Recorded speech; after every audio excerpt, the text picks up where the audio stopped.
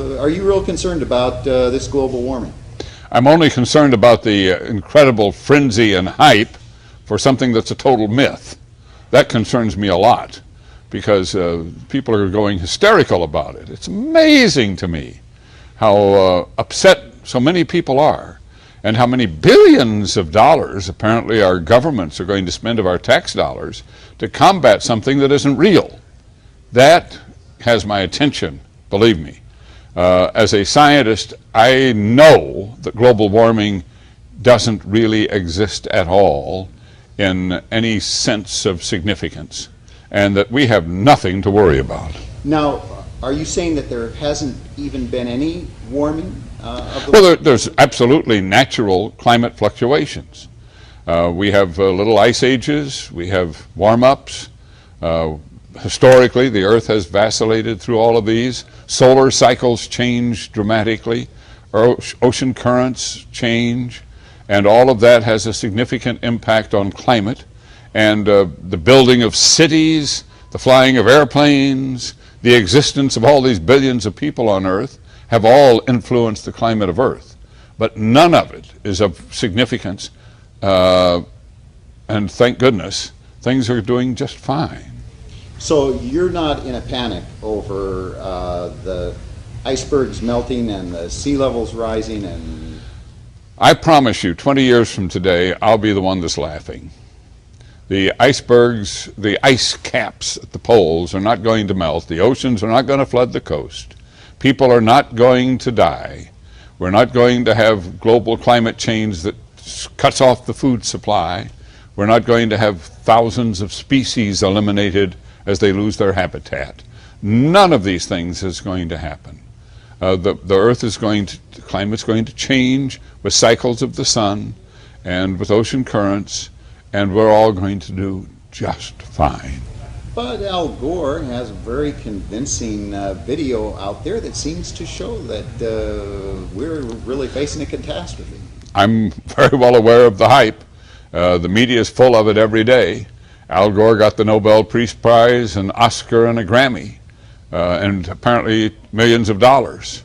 Al Gore, I believe, is sincere in his belief, but oh so misguided, as is the entire UN IPCC, the Intergovernmental Panel on Climate Change. Well, doesn't that bring us to the point that Mr. Gore makes and many others, that science has spoken? There is a universal consensus among scientists. Well, if you look at the history of the IPCC, it was formed by people whose agendas were of question. They really wanted to get back at the industrialized nations and get them to pay penance to the third world nations for their pollution of the atmosphere through their industrial activities. It was the little guys picking on the big guys kind of concept, which is very common in the UN. And it was from people who had world government in mind. That history is pretty well documented by an engineer named Alan Cheatham. He has really dug into it. And that panel was, so you create this bureau within the UN on climate change. Well, its mission and its existence then is to prove that there's climate change. So it starts hiring scientists and giving them research money to go out and prove that its mission is valid, to prove its point. And all of this, and then it holds meetings and it does publicity, and the whole thing just crescendos and builds. Now, was there a consensus of 2,500 scientists at the Bali meeting? Heavens, no. The key paragraphs or chapters of this report and the research documents behind it, which are very impressive, are not anything that were widely read by these scientists. They were, many of them were political scientists, as it were scientists who have a political mission. There were representatives there from Greenpeace and the Sierra Club and from government ministries, in addition to some well-meaning scientists. But it appears that only about 25 scientists out of that 2,500 actually read and reviewed in a scientific manner, a peer review, the key chapter on radiative forcing by carbon dioxide causing climate change. So there was no huge consensus built up at the IPCC, and there's almost more scientific consensus on the other side, where 19,000 scientists signed a petition against the Kyoto Protocol, where 400 plus scientists spoke out as skeptics on global warming in 2007, where at least 4 dozen TV meteorologists have spoken out against global warming. There's no consensus, and to try to shut off the debate is a political strategy. One of the great things about science is the debate that takes place, and the debate should never be shut off. It's my understanding that at Valley, in November of 2007 at the conference there, that quite a number of scientists who went there in order to engage in debate there were not allowed to have any kind of forum there. There were 100 scientists who wrote a letter of complaint at the meeting. That was one group that spoke up.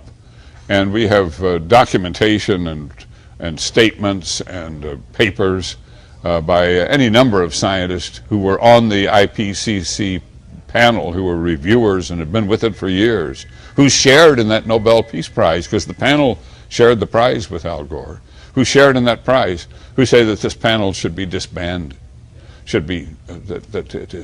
a sham. Because a lot of the scientists who participated in the panel actually providing scientific input, it was ignored. Where then later their scientific work was basically shoved aside for political. They asked questions, they made comments, and essentially it was pushed aside, ignored. And that is not the scientific process, obviously.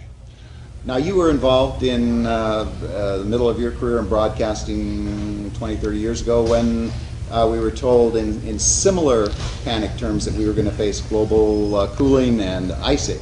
I was a TV weathercaster in Chicago when the head of the Department of Meteorology at the University of Wisconsin announced the coming of an ice age. And Time magazine came out with a picture of the skyscrapers of Chicago trapped in a huge glacier that was creeping down over the Midwest. And clearly, as a television meteorologist, I was called upon, I was working for ABC at the time, I was called upon to report on this and to investigate it and to interview people and to, so yeah, I was there. Yeah, and the ice. You're still waiting for the ice cap. I never believed it was coming, nor do I believe global warming is coming. And in fact, are you aware, and I'm sure some people seeing this are aware, that officials of both the Canadian and Russian government in the past 6 weeks have warned of a coming ice age?